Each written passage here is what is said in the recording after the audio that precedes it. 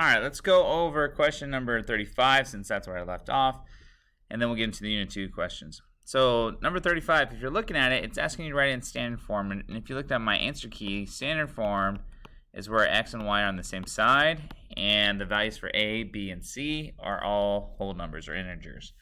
So the idea is there's no fractions whatsoever.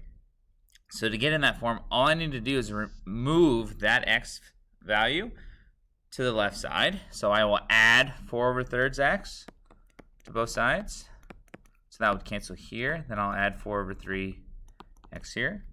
So that's y plus 4/3x equal to 12. And now in order to get rid of that division, that denominator 3, I'll multiply everything by 3. So then that way it cancels out the denominator. And you're left over with 3y plus 12, sorry, not 12, 3y plus 4x, because it cancels here, equal to 36. And if you want to be really picky, technically we put x first, then y, but honestly it doesn't matter to me. And that right there would be your standard form. If you put either one of those, that'd be fine, but that would be it. And that's it for question 35. So let's get into Unit 2. So looking at questions 36 on, about 4 questions. It's just asking if it's a function or not. The first one is a function. You can have repeated outputs. That's totally fine. If you think about a vending machine, you can have buttons that if I put it in, gives me the same product. Think about like a Coke.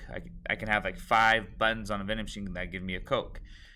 So that's totally fine to have repeated outputs. The part where this would go wrong is if you had, for example, 1 again and it gave a different output. Now we're in trouble, meaning I've said 1. If I input 1, I go to 1. If I put 1 again, I should go to 1, but instead it's saying I can go to 4. That would be a mistake. Okay, so that's 36. Moving on to 37. This one, is it a function? The answer is no, it is not. The issue is this one, because again, when we say the input is x, if I plug in 1, I should get 1. But notice here, again, 1 shows up and it becomes 3, so therefore this is not a function. The only way for this to be a function is if this is a 1 again, or we're plugging in something else. Another place where this is an issue is 2. Notice 2 shows up again and we get a different output, so this is definitely not a function. Moving on to 38, is this a function? The answer here is no. The reason is because if I input 5, you see how 5 is going to 1 and to 2. Therefore, this is not a function. The only way for this to be a function would be if we get rid of one of these input values and say take away this one. And now this would become a function because 4 would only go to 1, 5 would only go to 1, 6 would only go to 2, and that'd be it. Looking at 39, is this a function? Well, again, remember that your input values are the x values. So input's here, output is the y. So if I'm looking at this carefully, I notice that these 2 points, if you look vertically, both happen when your input value is 4. And since I'm plugging 4 in, it's saying I can get 3 or I can get 4. And that's where this breaks down. So this is not a function. So the answer is no. We would have to get rid of one of these in order for it to be a function. So now let's get into function notation. That was 2.1, definition of a function. So now 2.2, function notation. If you look at question number 40, notice it's given you a equation. Again, think of this as the output. It's the result. So now they're asking you evaluate or find the value for the output when the input, meaning the inside value or x value, is 20. So that means since it's inside, that's my input. So f of 20, all I'm going to do is input that 20 in for x. So this is 5 times 20 plus 15. 5 times 20 is 100. 100 plus 15, 115. So that would be what f of 20 equals. I'm not solving for f. I'm not multiplying f by 20. What that 20 literally means with the f is if I plug 20 in, I will get 115. Let's look at 41. Notice you have an equation again. You have the output g of x. That's your function. For what value of x does the function, the output, equal 10?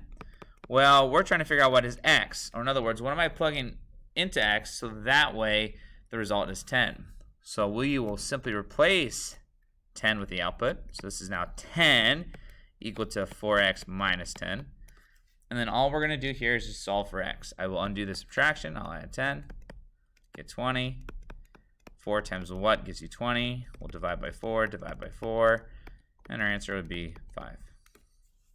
So therefore, if I input 5 into that equation just to show it, if I plug 5 in, I should get 10, which is true, because this is 4 times 5, which is 20, minus 10, which gives me 10.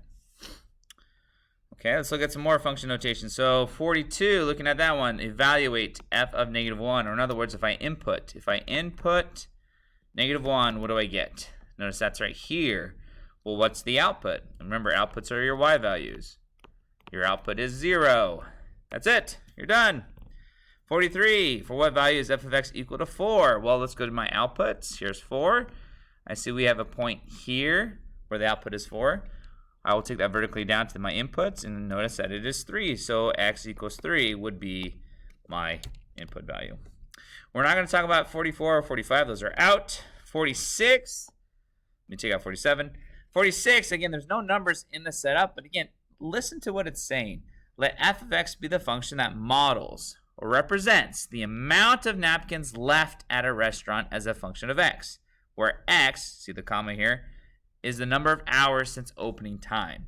So if we think about this, the amount of napkins probably is going to be decreasing. It's not going to be increasing. You don't have customers giving the restaurant napkins. So our napkins are going to be decreasing. So yeah, you don't have any numbers, but you're just trying to make sense of what the equation actually means. So if we look at A, the amount of napkins equals 20,000. So you have 20,000 napkins, and do you see how it's plus 20 or 200 times x? That's saying we're increasing 200 napkins every hour. That doesn't make sense because no one's giving them napkins. So that's out. If we look at B, this one's 20,000. We start with 20,000, and then we're losing 200 napkins for every hour. That one seems likely, so I'm going to keep that one there for a second. C, do you see how this one is a positive? But notice we have a negative 20,000 amount of napkins. That makes no sense. So that one's out. And finally, the other C, do you see how it's losing? So that does make sense. We can be losing 200 napkins every hour, but then this negative 20,000 is saying we started with a negative amount. Then it doesn't make any sense. So the only equation that does represent f of x the best would be that equation for B. Okay. We're not doing 47, 48, so we're going to skip those. And that's it for Unit 2. So that is, actually, that's not Unit 2. Excuse me. The numbering's off. That's it for function, the function part for Unit 2. And so now, if I were to look carefully, actually, no, I think that would be it. Okay, I'm going to stop the video, and then I'll go over the next part of the questions soon.